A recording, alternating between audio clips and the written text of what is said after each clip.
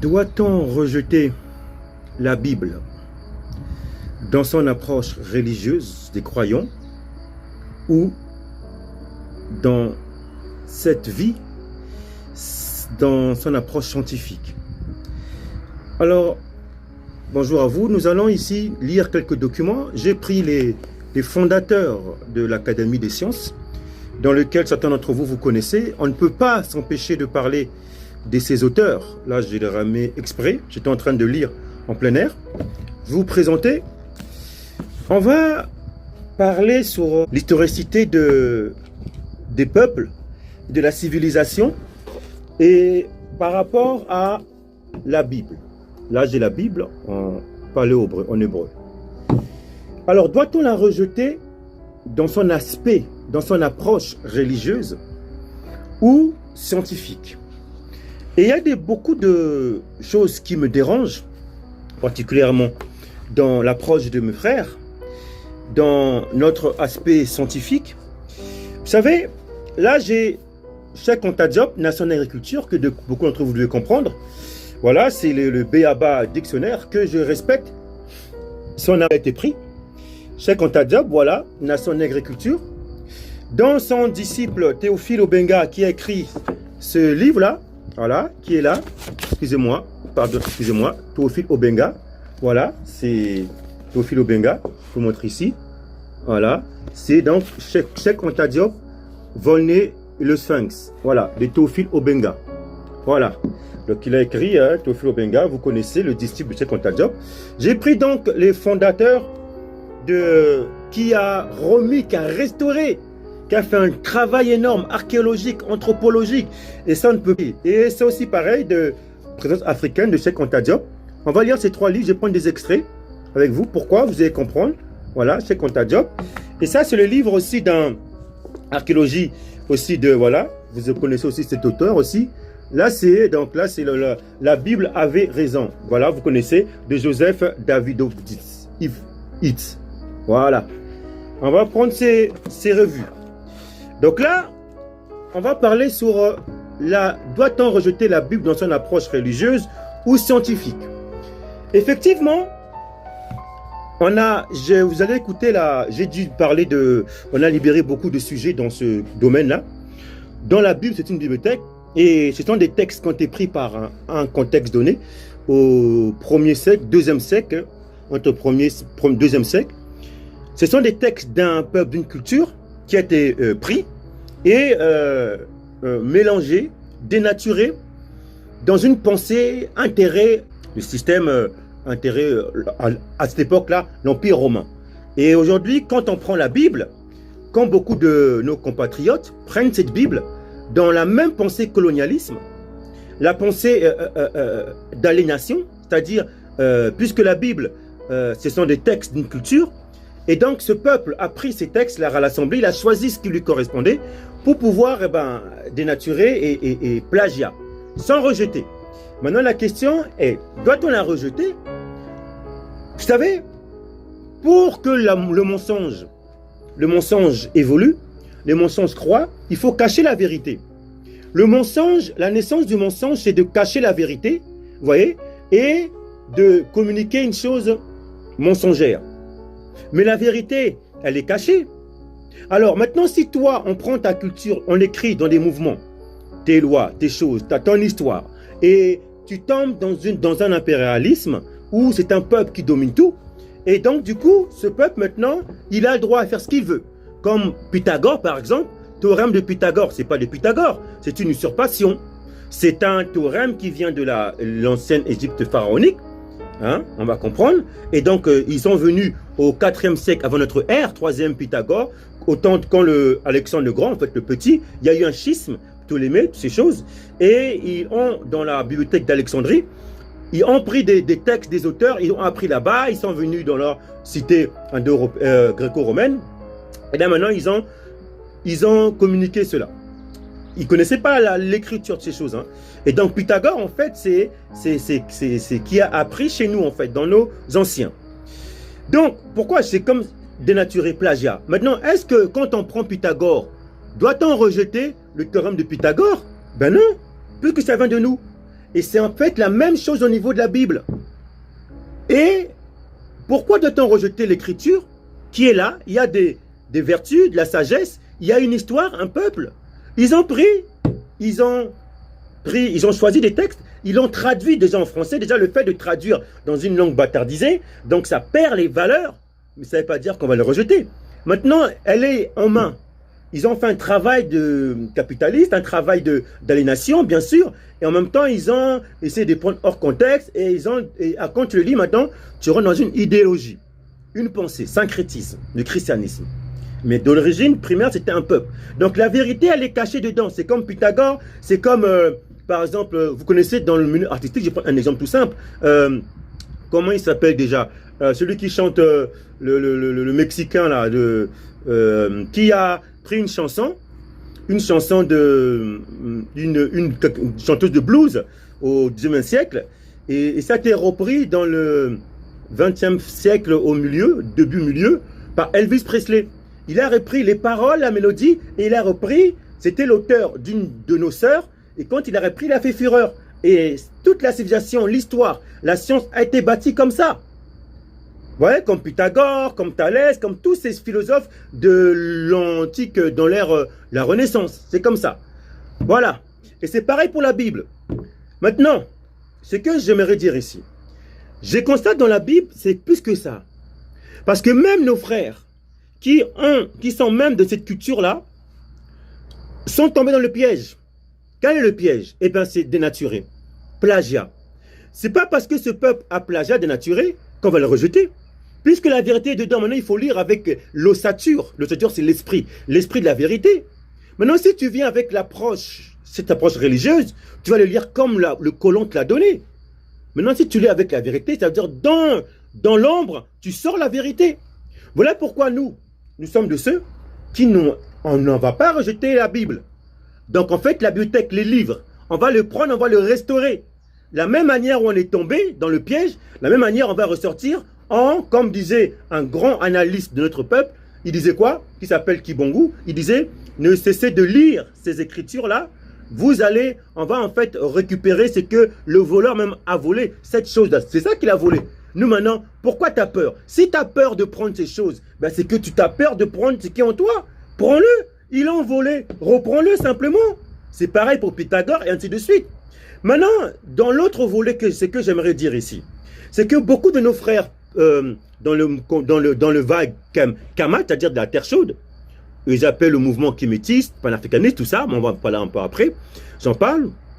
Et donc, ils envoient en fait, c'est comme le voleur est venu, il a plagiat, il a pali, le blanchissement, pali, et du coup maintenant, pourquoi je constate en fait que les véritables, ceux qui font des recherches scientifiques honnêtes, bon, et je prends les premiers auteurs, voilà, Théophile Obenga et Cheikh Anta Diop. Voilà, ils ont prouvé, scientifiquement parlant, linguistique, archéologique, que voilà, que les Égyptiens, ces peuples-là sont des peuples en fait noirs, en fait mélaninés.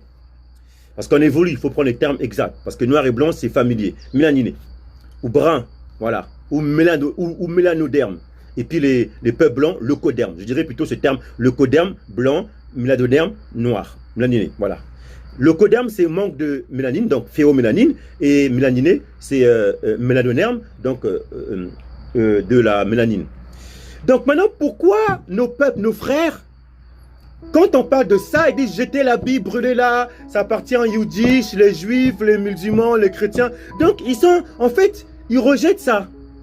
Mais comment tu peux rejeter quelque chose qui a été blanchi, pali, quelque chose qui a été dénaturé? Tu ne peux pas le rejeter justement. Parce que combien de nos frères sont tombés dans le piège? Même s'ils tombent dans le piège, ils suivent la pensée idéologique. Et ça veut dire que toi qui es tombé dedans, si tu ressors maintenant, tu peux le reprendre avec la vérité. C'est comme Pythagore. Donc, nous sommes de ceux, en fait, qui sommes là pour dire non, brûlez pas la Bible, ces écritures dedans. Dedans, il y a l'histoire. Parce qu'en fait, la Bible, dans la restauration, nous prenons la Bible dans cette approche scientifique. Dans la Bible, il y a c'est historique, c'est des textes historiques, soit en 6e siècle par Esdras, ça parle de l'histoire d'un peuple. Maintenant, on peut discerner, avoir la sagesse dans l'histoire. Et l'histoire va le prouver. Maintenant, bien sûr qu'il y a des choses qui ont été écrites, parce que chaque peuple écrit son histoire. Mais nous, maintenant, on est là pour restaurer la vérité. Et donc, quand je lis Cheikh Anta Diop, Théophile Obenga, son disciple, ils sont alignés à ça. Parce qu'on va dire, ouais, Cheikh Théophile Obenga, qui était un linguistique, qui disait que les langues sémitiques et kamites ne sont pas liées ensemble. Donc, le paléo-hébreu, l'hébreu, en fait, c'est une langue yiddish, c'est-à-dire le coderme, en gros. Donc, il tombe dans le piège. Or, ces yiddish-là, ce sont des Israéliens qui ont usurpé, qui ont dénaturé et qui ont pris notre culture. Ils ont changé, parlé, comme Hitler. Il disait, vous êtes parti mélanoderme et vous revenez le coderme. Maintenant, comment de nos frères, quand on parle de la Bible, eux, ils ont toujours l'image du venin. Ah, ça c'est européen, ça c'est ça. Non! Et moi, je ne peux pas accepter, laisser ça en fait. Et je vais prouver ici, parce que beaucoup disent, ouais, mais regarde, dans la science le prouve, ça, quand Diop le prouve, que même les langues là, hébreu, tout ça, c'est le coderme, tout ça. C'est faux! Maintenant, quand je lis les textes de Cheikh Anta Diop, il n'a jamais dit par via son disciple Théophile Obenga, qui est encore vivant, comme quoi le paléo-hébreu n'est pas il n'y a pas de parenté avec l'Égypte, pas l'Égypte antique, hein. Beaucoup pensent comme ça, mais ils lisent mal. Et maintenant, nous, il faut restaurer les écritures de nos fondateurs scientifiques. Cheikh Anta Diop, Théophile Obenga, c'est pas ce qu'ils ont dit, c'est faux. Mais en fait, on lit mal, on comprend mal. Pour lire Cheikh Anta Diop et Théophile Obenga, il faut vraiment être des érudits, comprendre vraiment. Et beaucoup, on prend ça et puis on ne comprend pas. Maintenant, il faut restaurer les écritures de Théophile Obenga et Cheikh Anta Diop. C'est pas que c'est faux. Ils ont mis les bases. Maintenant, si vous êtes des gourous, des diopistes et de Obenga, ils sont là, des pères de fondement de foi. Nous, maintenant, les enfants, à notre niveau, on recherche encore, on part. Et donc, maintenant, on va restaurer dans le contexte même. Maintenant, si on lit ça dans le contexte avant, parce que l'ennemi a fait des ravages, que eux, ils ont écrit à leur contexte, maintenant, on évolue. Ce qu'ils ont dit, c'était on prend leur base et on évolue. Oui, on ne peut pas évoluer s'il n'y a pas une base comme ça. Donc, il y a une base. Dans cette base-là, elle sera restaurée, renouvelée. Maintenant, pourquoi, quand on parle, je vais vous mettre un extrait d'un frère, c'est un Bantou, qui parle de ça. J'ai enregistré, je vais faire écouter, et il parle, il dit, ouais, la Bible, les religions, la Bible, toutes ces choses, musulmans, c'est pas du kémétis, c'est pas nanana, mais c'est faux. Les écritures, le contenu dedans là, dans sa pureté, elle est kémet, elle est kamat. Et kamat, maintenant, il faut comprendre c'est quoi. Parce que deux fois, maintenant, on dit kémétis, on prend un mouvement. Kamat, c'est K-M-T. Ça veut dire kam, qui veut dire en fait charbon, mélanoderme. Et puis le T, c'est la mer. Donc la terre des mélaninés. Donc c'est tous ces peuples-là. Vous comprenez? C'est ça. Maintenant, là, il dit une chose, on va d'abord, avant de lire les extraits, on va d'abord, vous avez écouté, là je prends un kémétisme, panafricanisme. Nous, j'avais déjà libéré un message dessus, vous allez comprendre. Et je prends un extrait. Et la plupart des pensées, c'est comme ça. Et maintenant, ils incrémentent Cheikh Anta Diop, comme quoi il avait dit ça, c'est faux. Théophile Obenga, linguistique, il a écrit une chose dans son contexte. Il a dit que le langage kamito-sémitique, ça n'a pas lieu d'être. Mais dans quel contexte? Il faut comprendre. Et il y a une linguistique qui a encore prouvé une chose. Elle ne contredit pas, on ne contredit pas Théophile Obenga. Non, c'est qu'il faut restaurer les écritures, le contexte. Vous allez comprendre maintenant dans quel contexte il parlait. Regardez bien. Avant de mettre ça, d'abord, je vais vous faire écouter un frère kémétisme. Je vais vous faire écouter ce qu'il dit. Écoutons d'abord ce qu'il dit. Après, on va prendre les textes. Je vais vous montrer ici que nous sommes là pour restaurer en fait les écritures bantou. Congo, le royaume Congo. Vous devez comprendre que la civilisation, on ne peut pas parler de l'Égypte si on ne parle pas du royaume Congo. Nubie, l'empire Nubie. Si on parle de l'Égypte, on parle des Nubiens, des Couchites, le peuple dispersé. Les pyramides, hein, la naissance de l'Égypte, pyramide, il faut comprendre le peuple de base. Nubie, c'était les Congo. Govi Gomez, il en parle. Même Cheikh Anta Diop, il n'est pas dans son histoire. On va le lire. Et Théophile Obenga, il parle par rapport aux relations linguistiques. Maintenant, là, moi, je vais mettre une base. Vous allez comprendre où j'en veux venir. Quel est le piège? C'est pas parce que le peuple envahisseur sont venus dans la terre Kamat, ils ont mis la division, et entre nous, maintenant, on se divise. Vous comprenez? Maintenant, on va comprendre l'histoire. Alors, on va lire d'abord, on va écouter d'abord le frère là, pour comprendre. J'aimais ce frère parce qu'en fait, toute la pensée de beaucoup de personnes sont comme ça. On va écouter. Allez, écoutez.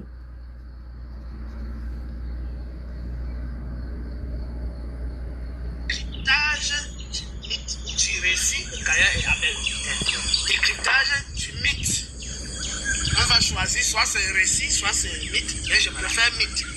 Parce que ce ne sont pas des personnes avérées avoir vécu historiquement. C'est-à-dire qu'après les fouilles archéologiques, rien ne prouve que Caïn et Abel seraient des personnages historiques. Rien, à part les récits bibliques rédigés à partir de l'an 630 avant l'ère actuelle, c'est-à-dire très tardivement. Il serait donc incongru et outrecuidant de nous narrer les choses qui ont eu lieu au commencement, alors que le livre qu'on appelle la Bible, le manuscrit le plus ancien, on trouve ses premières traces, ses toutes premières traces sur l'amulette de Ketef Hinnom. Toutes les personnes qui nous écoutent, vous pouvez aller en ligne sur Google, vous tapez l'amulette de Ketef Hinnom. Vous allez voir que ça date d'environ l'an 630 avant l'ère actuelle. C'est les premières traces des écrits de l'Ancien Testament. Voilà. Donc avant ça, il n'y a rien. Il n'y a rien. Donc, quand nous sommes à l'an 630 avant l'ère actuelle, comment vous pouvez donc nous faire remonter les choses qui, d'après la Bible elle-même, remonteraient à 6000 ans, avant, à 6000, à 4000 ans avant l'ère actuelle, et donc jusqu'aujourd'hui à 6000 ans. Voilà. Vous ne pouvez pas nous narrer des choses qui ont eu lieu 4000 ans avant, alors que vos premiers écrits datent de l'an 630. En ce qui concerne les preuves archéologiques, c'est-à-dire les manuscrits, voilà, pratiques. Et quand on remonte même sur l'écriture hébraïque, elle ne remonte pas au-delà de 1000 ans avant l'ère actuelle. Bon, on va dire que ça sort du proto-sinaïtique, mais le proto-sinaïtique est une cursive des hiéroglyphes qui a été copiée par les Chassous, qui sont les descendants des Asiatiques qu'on appelait les Amous. Voilà, les Chassous sont donc ceux qui habitaient la zone du Sinaï et tout ça. Après l'expulsion d'Égypte, ils sont allés vers Canaan, vers la zone, les alentours du Sinaï. C'était en fait des nomades qu'on appelle les Chassous. Ce sont eux qui ont créé cette cursive qu'on appelle le proto-sinaïtique. Le proto-sinaïtique n'est pas l'écriture des Hébreux. Le proto-sinaïtique est la mauvaise copie des Médounétaires qu'on appelle hiéroglyphes par les descendants des Sémites qu'on appelle les Chassous. Voilà. C'est ces Chassous qu'on appelle aujourd'hui les Bédouins. Voilà. Donc il faut qu'on soit clair là-dessus. Avant ça, il n'y avait pas le hébreu. L'araméen, le hébreu, ça n'existait pas. Les écritures les plus anciennes, il y a l'écriture pictographique égyptienne, pictographique cunéiforme égyptienne, il y a les hiéroglyphes égyptiens qui remontent à environ 5000 ans avant l'ère actuelle. Si on s'en tient simplement au nom des Horus, on va au moins à 3400 ans avant l'ère actuelle. Parce que le nom des Horus, à partir de cette date, les 12 Horus, on a les noms sur leur cartouche. On a Horus K, on a Horus Hathor, Horus ceci, Seken, Horus, etc., jusqu'à Horus Naamer. Donc, Horus Naamer, là on est autour de 2350 avant l'ère 3250, autant pour moi, avant l'ère actuelle. La palette de Naamer, telle qu'elle apparaît, elle a été datée. Elle date justement d'environ 3250 avant l'ère actuelle. Et on nous dit donc qu'il y a eu une succession de 12 Horus. Donc vous voyez, il parle de Horus. Horus, c'est le charismatique, c'est le christique. C'est la lumière qui se lève. Vous voyez, il parle du langage proto-sinaïtique. Alors maintenant, vous savez, c'est un véritable kamite. Hein. Il est vraiment bagagé, initié. Et la plupart d'entre eux, kamites, là, panafricanistes, pareil, ils rejettent ça au point de méprise. Ils assimilent ça en fait hein, au peuple qui ont régné pour mieux diviser. Ils ont divisé pour mieux régner, pardon. Et donc du coup, c'est pas parce qu'ils sont venus là. Voilà. Maintenant, c'est ce que j'aimerais dire ici. J'aimerais résumer une chose. À tous nos frères de la terre de Kamat, beaucoup se disent pour Kamat kémétisme. Alors déjà, il a dit des mots, on va déjà définir les choses. Il a dit le langage proto-sinaïtique. Alors, vous allez comprendre. J'ai pris une photo. On va voir ce qui est ça. On voit. Regardez bien. Ah, je vais prendre la photo. Voilà. Regardez, je ne sais pas si vous allez voir. Alors, je définis. Alors, l'écriture. Alors, attendez. Il a dit que donc l'écriture, alors, l'écriture proto-sinaïtique. Donc là, pourquoi? Parce qu'il voit il voit en fait qu'il y a un peuple qui se rapproche des hiéroglyphes. Et ces peuples, après, on verra que ça vient des Hébreux. Mais ce qu'on ne dit pas, c'est qu'ils cachent. Parce que le venin est rentré, qu'il nous la division. Regardez bien. Je lis là. J'ai fait une photo pour comprendre. Je le lis à votre place. L'alphabet proto-sinaïtique. Qu'est-ce que c'est? L'alphabet proto-sinaïtique, alors, également appelé alphabet proto-cananéen, est l'un des plus anciens alphabets connus. Il est par dérivation et modification successives à l'origine de la plupart des alphabets utilisés aujourd'hui. Il relève des langues cananéennes. Cet alphabet linéaire, voilà, cananéenne. Donc là, cananéenne. Cananéenne, c'est quoi? À Canaan, à l'époque, c'était un district de l'Égypte. Quand on parle de l'Égypte, c'est pas comme vous pensez là. C'était large l'Égypte, vous allez comprendre. Cheikh Anta Diop le dit, et au Benga aussi. C'était large. C'est pour ça qu'il faut comprendre le contexte. Donc on voit que l'alphabet, le langage proto-sinaïtique, donc il y a eu un lien avec les hiéroglyphes. Maintenant, c'est quoi les hiéroglyphes? On dit hiéroglyphes égyptiens. En fait, les hiéroglyphes, c'est simplement, je vais le prendre ici, on va le lire, je vais définir ça, je vais le lire. L'écriture hiéroglyphe égyptienne est un système d'écriture figuratif. Les caractères qui la composent représentent des objets divers. C'est un critère des symboles des objets. Donc, ça en peut un langage universel. Maintenant, il a parlé d'une civilisation, l'évolution. Écoutez une chose. Il faut comprendre, je ferai un résumé. Le monde Kamat, c'est-à-dire Kemet, KMT, la terre chaude des peuples mélaninés. Dans ces peuples-là, il y avait les enfants. Je parle des enfants. Shem, Kam, Yafet. Kam, c'est tout ce qui touche Kamit, l'Égypte, toutes ces choses-là. Shem, c'est sémitique.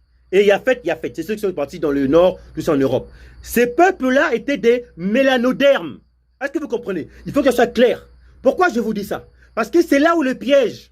Parce que les peuples envahisseurs sont venus, le peuple espèce, bestialité, qui ont perdu qui ont une phéomélanine, c'est-à-dire le coderme, ils sont venus dans ces terres. Bien depuis 1400, avant notre ère 1500, même un peu plus 1800, ils ont commencé à fondre dans les pays yafétiques, chez nous même, ils venaient les Ixos, ils venaient combattre en Égypte, donc nous, parce que nous on était liés avec les Égyptiens, vous allez comprendre, les Chémétiques, donc les Sémétiques et les Kamites, c'était des Noirs mélaninés, mélanodermes. Ça, il faut qu'on comprenne. Même les Yafétiques, mélanodermes.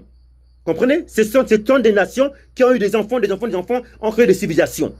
Ça, il faut comprendre. Maintenant, dans ce peuple de Kamat, il y a eu à un moment donné une désorganisation. Et il y a eu maintenant une unification par Narmer. Narmer, en fait, c'est, on pourrait dire, Nimrod, pour unir de la Haute-Égypte, donc vers le sud, là, mon peuple au-delà de Couchite, la Haute-Égypte et la Basse-Égypte. Encore peut-être trouver en gros l'image de Égypte en haut, en fait, où il y a eu les pyramides. Parce que les pyramides qu'on voit aujourd'hui en Égypte, en fait, c'est dû à la Haute-Égypte. Et là, c'est le peuple au-delà du fleuve de Couchite, mais dispersé. C'était des peuples nubis, le royaume Congo. Kofi Gomez, il le dit. Quand on parle de l'Égypte, il faut parler de l'Empire Congo. Et l'Empire Congo, qui était aussi des mélanodermes, comme les mélanodermes, c'était des Chémites, Sémites. Oui, Hébert, araméen. Voilà, je rappelle ça, mes frères. Faut pas confondre l'usurpation. Ils ont fondu. Non, eux là que vous voyez là, c'est pour nous mettre la division entre nous. Moi, je suis un Chémétique, Bantou, mélanoderme. Vous comprenez? Ça, il faut que ce soit clair. Donc, les Chémétiques, les Kamites, les Yafétiques étaient des mélanodermes. Et ce que, justement, Théophile, Cheikh Anta Diop dit, on va le lire. Regardez bien. Vous allez comprendre. Pourquoi il dit ça? Dans ce contexte, regardez bien. On va lire cette page-là. On va lire de Nation de l'Agriculture, la page 74. Regardez cette image-là. Ça, c'est Narmer, le premier qui a uni tous les enfants de Noach. Cham, Kam, Yafet. C'est lui. qu'on appelle Nimrod dans les Écritures. Et c'est lui qui a uni. Et lui, c'était qui, Nimrod? Nimrod était lié, son bras droit était Terah. Terah qui était le père de Ben Terah, Abana, Abraham. Donc, ils travaillaient ensemble. Vous voyez? Donc, lui, Nimrod, par contre, était un Couchite. Et il y avait du mélange. On était liés avec eux. Dedans, Couchite, Nimrod, Ben Terah qui était un sémitique, le bras droit de Nimrod. Si le bras droit d'un Couchite Nimrod qui a uni la Haute-Égypte et la Basse-Égypte, parce que eux, ils appellent ça du panafricanisme tout ensemble. Parce qu'à l'époque, la terre chaude, Shem, les trois enfants, Shem, Cam, Yafet, il y avait une désorganisation. Maintenant, c'est le premier qui a uni. Maintenant, je veux lire ça. Je veux lire. Je ne peux pas vous lire comme ça, mais je veux lire ici. Écoutez bien ce qu'on dit. On dit Narmer ou Ménès, un nègre typique, premier pharaon d'Égypte. Là, l'Égypte, la Haute-Égypte, hein, l'Égypte, ce n'est pas un pays, c'était une grande zone. Ça peut même aller vers le Cameroun même, l'Égypte, vous comprenez? Voilà. Qui unifia la Haute et la Basse Égypte pour la première fois. Il n'est assurément ni arien, ça veut dire les Ariens là, ni arien, ni indo-européen. Donc, yafétique, pas de problème. Là, c'est Cheikh Anta Diop qui parle. Écoutez bien, mais il parle à son contexte. Il faut savoir que Cheikh Anta Diop, c'est respect. Il a mis les bases dans la couleur, le respect des couleurs dans l'identité. Là, maintenant, il dit quoi? Ni arien, ni indo-européen, ni sémite. Donc, oui, Narmer n'est pas un sémite, c'est un kamite. Par contre, Narmer, son bras droit, c'était un sémite. Vous comprenez? Ils avaient la même peau, noir. Donc, la civilisation, unification, c'est pas seulement Narmer, c'est Narmer et son bras droit. La tunique et son bras droit, c'était un quoi? Un Shémite, araméen. Oui, Ben Terah, père d'Abraham, Terah. Voilà, européen. Donc, c'est ni un arien, ni un européen, ni sémite, mais indiscutablement un noir. Cheikh Anta Diop l'écrit en bas là, un noir. Alors, comment expliquez-vous cela? Il dit un noir. Et c'est là le problème. Cheikh Anta Diop, il écrit pour restaurer déjà que c'est un noir. Maintenant, quand on comprend la logique de Cheikh Anta Diop, c'est pas faux ce qu'il dit. Oui, ça veut dire que c'était ni un sémite, ni un indo-européen, ni un sémite. Donc, ça veut dire que les sémites ne sont pas noirs. Les indo-européens ne sont pas noirs. Non, ils sont noirs. Ils sont noirs. Et en fait, Cheikh Anta Diop ne dit pas ça.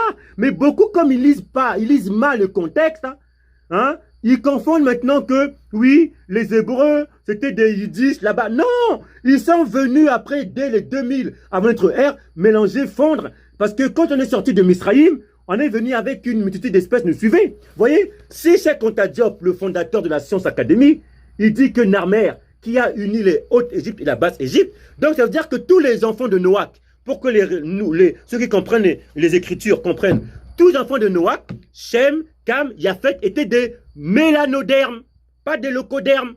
C'était la terre chaude. Maintenant, dans tous ces enfants-là, on est répartis les terres. Il faut savoir qu'il y a des terres qui ont été, des tectoniques qui ont été séparées. Yafet est parti vers l'Europe, noir. Cam est resté vraiment un peu très chaud. Et les Shémétiques au milieu. Mais c'était les mêmes peuples mélanodermes. Maintenant, quand les peuples locodermes sont venus, et là, ils ont fondu. Mais la culture qu'eux, ils ont pris, c'était des mélanodermes. Donc, Narmer, qui a unifié la Haute-Égypte et la Basse-Égypte. C'est qui, en fait? Le peuple au-delà de Couchite, mais dispersé. Narmer, Ben Terah, donc les Hébreux. Maintenant, regardez bien. J'ai pris ça, maintenant on va lire. On va lire maintenant Cheikh Anta Diop, Théophile Obenga, qui le dit, un linguistique, on va voir, regarde. Théophile Obenga était dans la même pensée, avant de lire Théophile Obenga, dans les langues. Je vais d'abord lire Cheikh Anta Diop, le livre Les fondements économiques et culture d'un État fédéral d'Afrique, voilà, noir. Écoutez bien. Vous allez comprendre le contexte. Comprenez le contexte. Je vais lire la page 35, chapitre 4, la situation privilégiée de l'Afrique occidentale. Je veux lire ça. Écoutez bien, je veux lire. Je lis.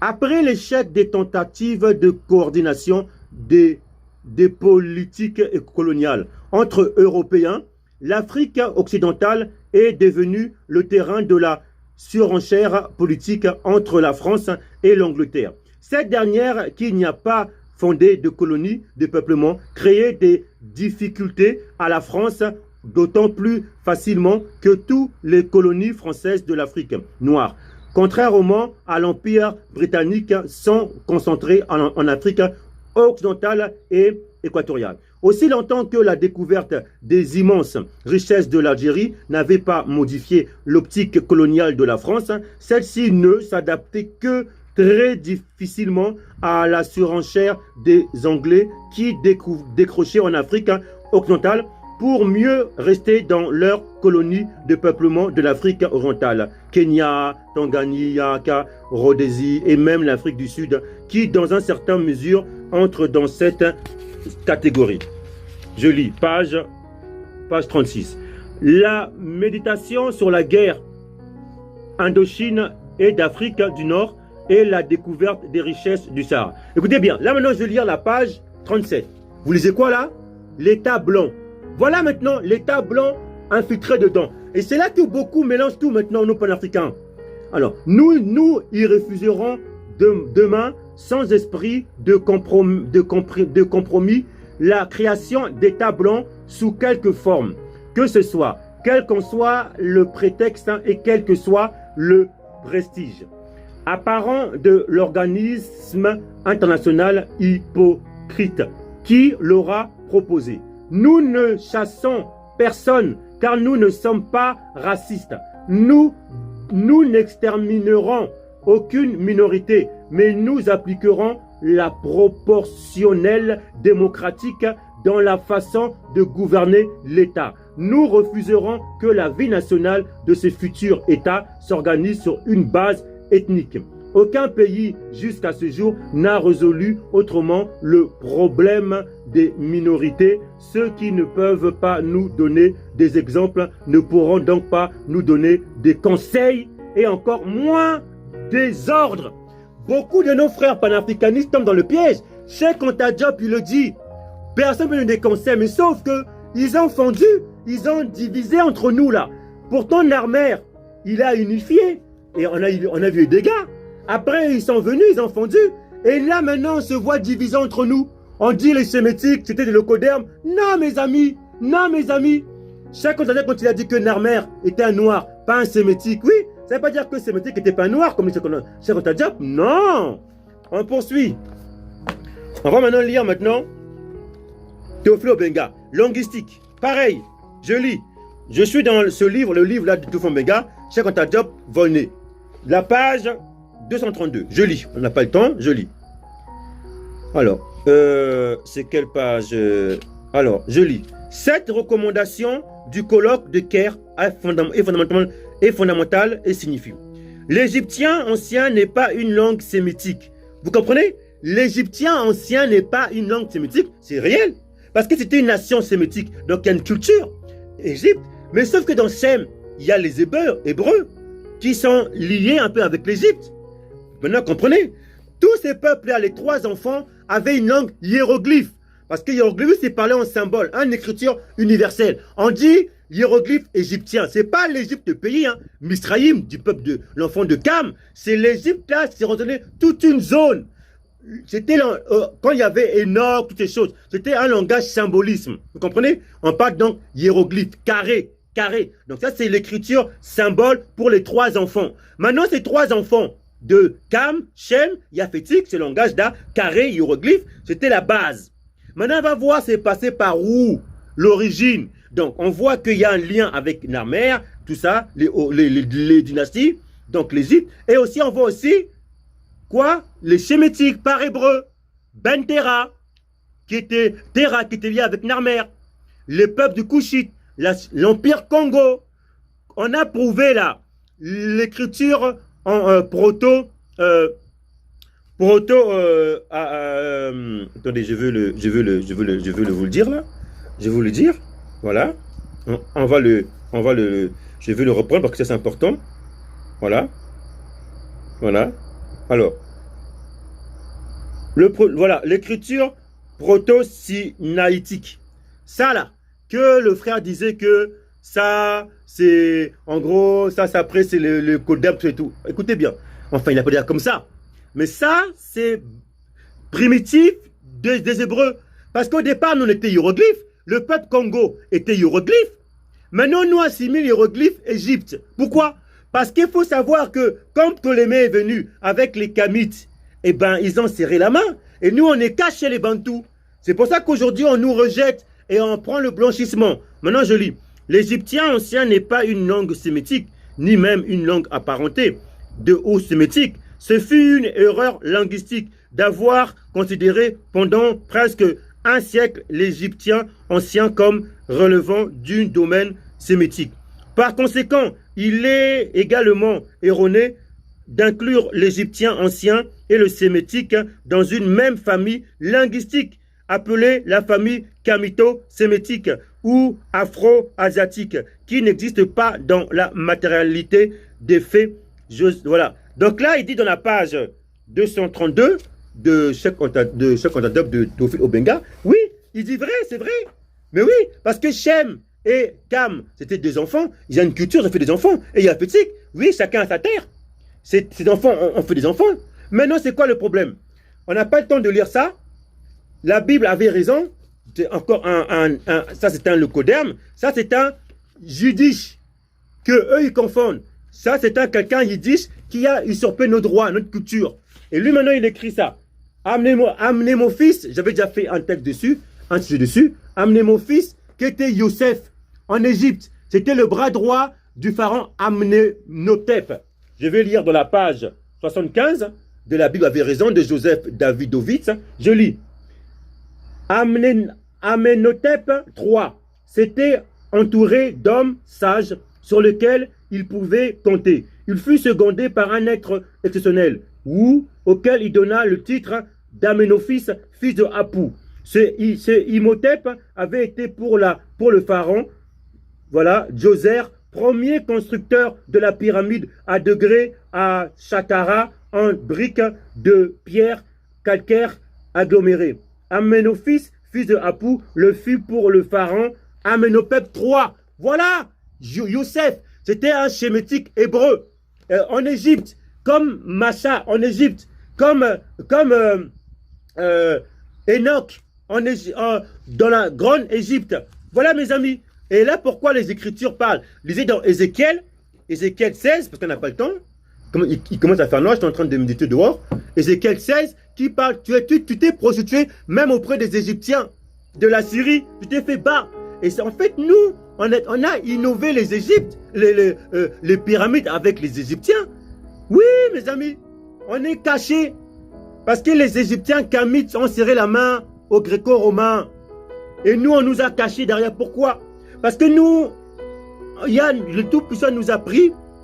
Et du coup, par rapport à notre péché, on est caché toujours en dessous des Égyptiens. Donc, les hiéroglyphes qu'on appelle Égypte, en fait, est un langage carré universel. De là est sorti, parce que quand on parle de l'Égypte, on parle du peuple dispersé, Nubie, l'Empire Congo. Et il y a des preuves, des textes. Pourquoi ma langue de Lingala dérive, sort du palais hébreu? Maï, Lingala. C'est linguistique. Théophile Obenga, il a écrit ça dans la fondation de Cheikh Anta Diop. Mais il a bien dit que les langues sémitiques et kamites ne se ressemblent pas. Oui, mais sauf que le hiéroglyphe, qui est un symbole carré universel pour tout. Dedans, les trois enfants sont venus. Shem, Cam sont venus. Shem est venu. En même temps, ils travaillent ensemble, hiéroglyphe. Et après hiéroglyphe, Cam est sorti là, hiéroglyphe.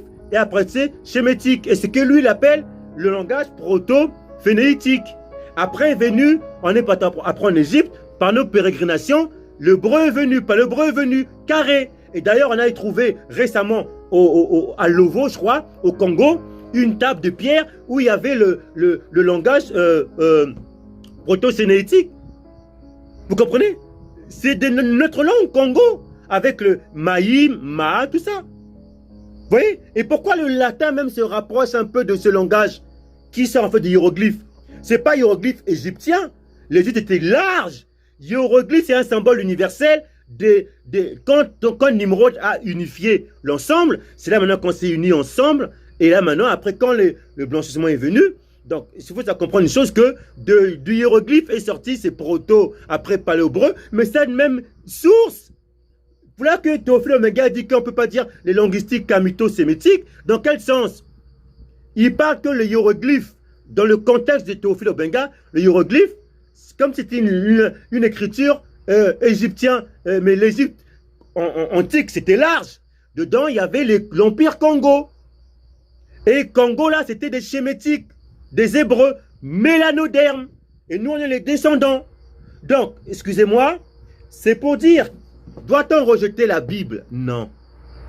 C'est pas parce que la vérité a été cachée qu'on va fuir et on va demeurer dans le mensonge de l'ombre. L'ombre était venue, nous maintenant on enlève les écailles parce qu'on élève la lumière. Et là nous sommes pour revendiquer nos droits. Et nous sommes la langue paléo-hébreu. Parce que là ça c'est en paléo-hébreu. Je peux vous le lire ici, du paléo-hébreu, ici. Voilà, paléo-hébreu. Cette langue-là, elle dérive de hiéroglyphes. Hiéroglyphes de toute l'équatoriale, tout le Congo. Vous voulez, Égypte, c'était l'ancien Égypte, l'antique large. Mon peuple au-delà de Couchite. Lisez Ézéchiel 16. Donc, mes frères, de l'enfant Cam, donc les peuples sénégalais, qui sont aussi nos voisins, on est unis. Quand on dit nous sommes le peuple de Cam, Kamet, Kamat, oui, les Sénégalais, tous ces Mali, l'Empire Nubi, Congo, on est là. Mais sauf que en terre chaude, il y a des négroïdes, c'est-à-dire il y a des diversités. Nimrod a voulu unir ça, mais la diversité, ça n'a pas marché. Le blanchiment est venu. Là maintenant, il faut respecter les diversités. Nous, on est Bantou dans Kamat. On a aussi une spécificité. Et c'est cette spécificité qu'on rejette. À cause de quoi? Ptolémée. À cause du blanchissement, du pâlissement. Et ils sont serrés la main aux Kamites. Mais ils sont nos frères. Mais moi, je ne vais pas ponter d'eau aux Kamites. Pourquoi? Parce qu'ils rejettent, ils disent, jetez cette Bible-là. Non! Pourquoi il dit ça? Parce que la Bible, les Écritures dedans révèlent l'histoire. Révèlent l'histoire de Nimrod. Et comme eux, Nimrod, c'est leur ego, ils pensent unir panafricanisme entre eux. Non, ça ne marchera jamais comme ça. Ce n'est pas Nimrod qui va unir nos diversités. C'est la science. Et par l'ordre des nations, l'arbitre des nations, par le peuple Empire Congo. Et c'est ce qui s'est passé. Quand on parle de l'Égypte, on parle de l'Empire Congo. Les Bantous.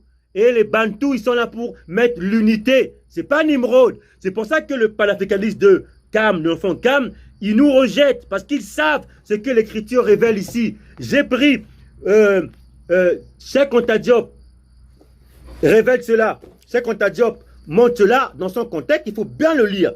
Il faut bien ce Cheikh Anta Diop. Et aussi Théophile, aussi Obenga aussi. Pareil. Bien le lire. Et le yiddish qui a usurpé nos droits, lui, que beaucoup les Kamites tombent dans le piège, ils disent maintenant la Bible c'est le coderme. Non, c'est faux. Voilà pourquoi on dit des atrocités sur la Bible. Hein. Parce qu'on veut l'assimiler à des bessétaires, à des cannibalistes. Non, mes amis, non. Nous on est Bantou, Chémétique, Méaniné. Oui, le peuple, l'Empire Congo, c'est les tribus, les 12 tribus. Ça va du Cameroun, RDC, Brazza, Centrafrique, tout c'est un peu au-dessus du Mali, un peu au-dessus de tout ça, jusqu'en bas, Sud-Afrique, toutes ces choses-là, l'équatorial. Ça, c'est des peuples Chémétiques.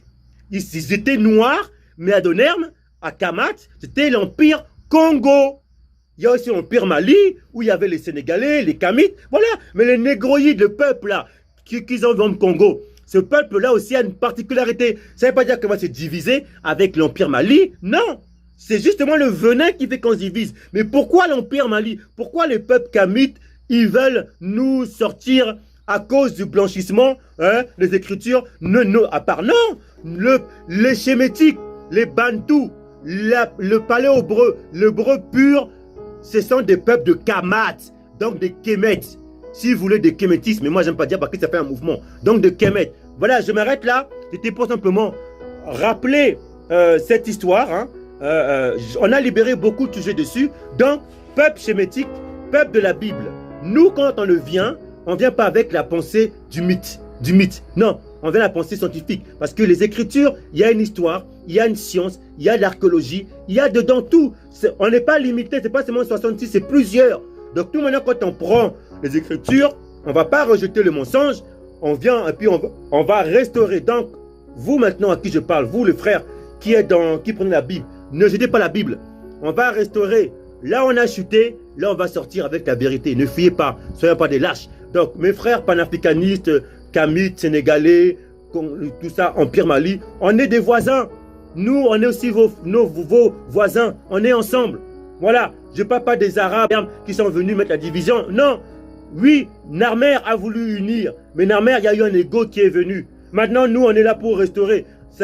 Ne tombez pas dans le piège du blanchissement. Nous, on est des peuples schématiques. Empire Congo.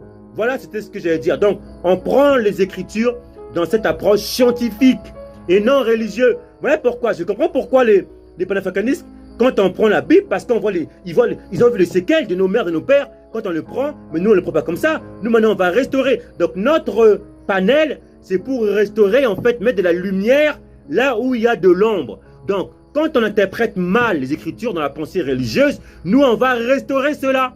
On n'est pas des peuples cannibalistes, non, ça c'est faux. On va comprendre toutes ces choses. Et le peuple hébreu, Kamite, est un peuple de Kamat, oui, peuple de la terre de chaleur. C'était pour restaurer les choses. Allez, salut.